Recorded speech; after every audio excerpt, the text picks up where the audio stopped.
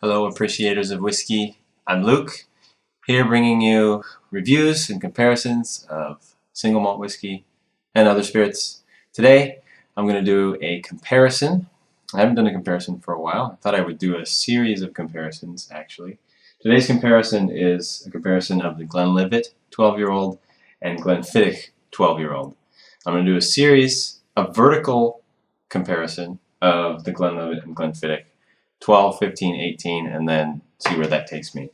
So let me pour these out. Glenlivet is this big 1824 on the bottle. They're the first distillery to be officially licensed under the most recent spirits rules, the 1823 Spirits Act rules.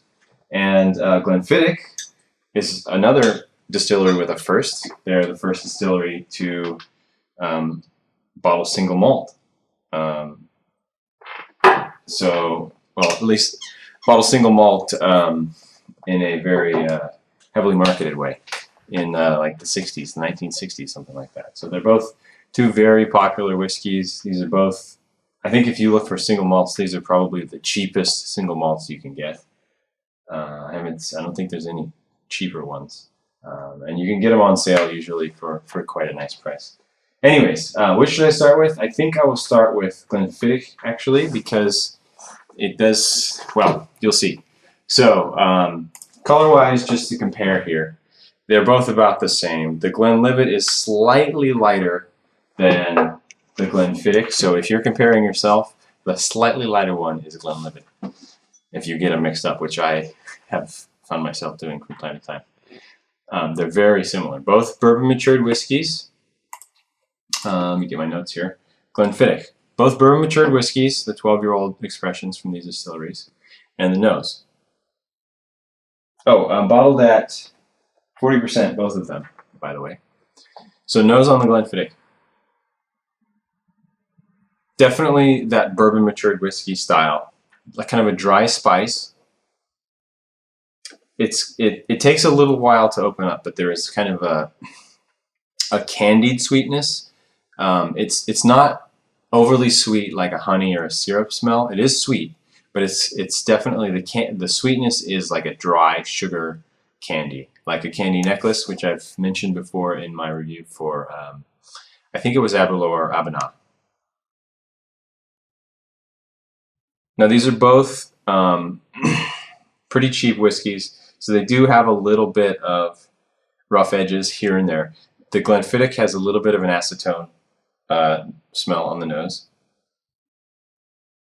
but not overpowering. It's there if you get your nose in there and kind of really pay attention for a while. A little bit of pepper. Apples is the word here, mainly on the nose. Like green apples, or maybe like a sweet red apple.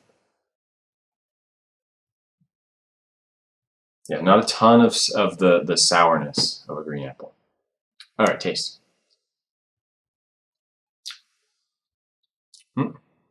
Nice honey sweetness, vanilla,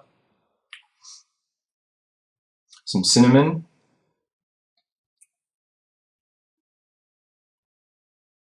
Mouthfeel wise, pretty standard. Nothing real oily or heavy. Pretty lightweight. Finish is pretty nice, actually. Still a little bit of that pepper going on, vanilla. Maybe a little bit of tannin, but not bitter in any way. Just a hint of like a roughness, but good. Okay, let me add a little bit of water and move on to the Glenlivet, and then we can come back and conclude. So Glenlivet has, on the nose, it's a sweeter nose, more honey. These are very, very similar. If I was blindfolded, which I might think about doing a blind test here in a future video, it's really hard to tell the difference. But the way I was able to tell the difference when I was playing around was the Glenfiddich has a bit of a different finish, which I'll get to here on the Glenlivet. So it's kind of got like a sweet mintiness to it.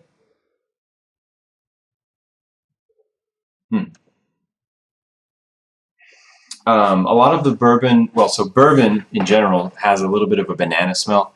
The Glenlivet has kind of that banana extract smell to it as well.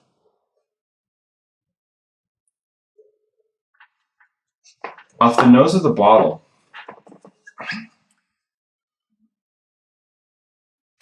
this smells very much like a sweet, like a bourbon that has had all the alcohol taken out of it. So very sweet, vanilla banana smell. Out of the glass, a little bit different. Got a little bit more of that alcohol going on. Hint of pepper. It's interesting. You get a little acetone on both of these, but both of them do not have a very fiery nose. They're quite easy to just get your nose in there and sniff. Taste.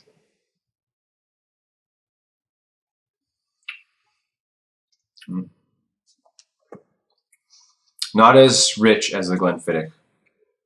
A little bit more alcohol burn. Sweeter than the Glenfiddich, I think. I get a little, maybe almonds. Sort of more towards the end now. Almonds. Finish, so finish on the Glenlivet, slightly more bitter than the Glenfiddich. Just slightly. And it seems to have kind of a little bit of just a slightly lighter body from the Glenfiddich. I hope I'm not getting the names mixed up as I'm saying them over and over again. Okay, let's just come back real quick to the Glenfiddich. Let me have a sip of water.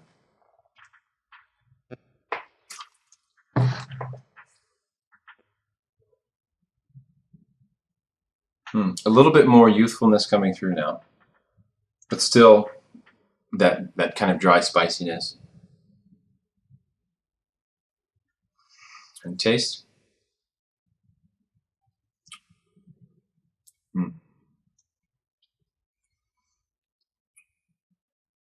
Yeah.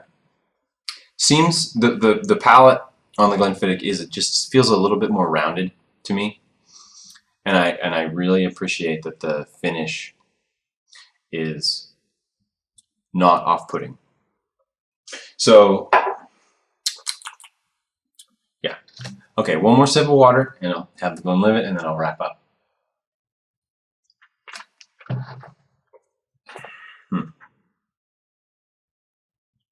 Again, sweeter on the nose. Less acetone than the Glenfiddich, interestingly. I think the Glenlivet actually has a more interesting nose than the Glenfiddich. The Glenfiddich, on the other hand, has a more interesting palate and finish. It's more pleasing.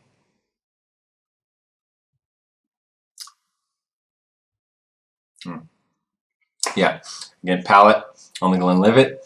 A little bit more alcohol. Not as much depth, it seems.